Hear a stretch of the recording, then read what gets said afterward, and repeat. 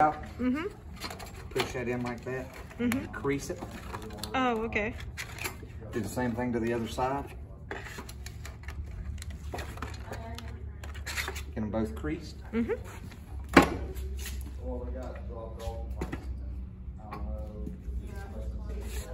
here.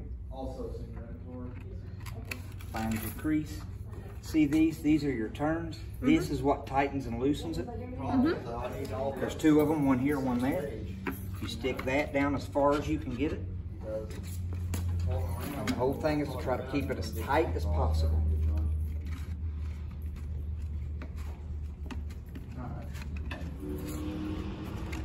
And once you get there, stick your other end in. Like I said, you want to get it as tight as possible. Try to work all of your excess out, and then you turn this with a wrench until you feel it get tight. You'll feel it get tight. And you do half turns with both sides. See, there's one here and there's one over here. And you just do half turns until it gets tight. And then once it's tight, you're good to go. This is a lot better than the other one. I tried the other one.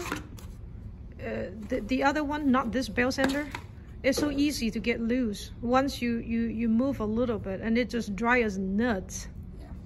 If you walk over here, I'll let you see something so you can see it personally. If you look down on this crack, do you see down in there? Now watch when I twist it. See how that got tight?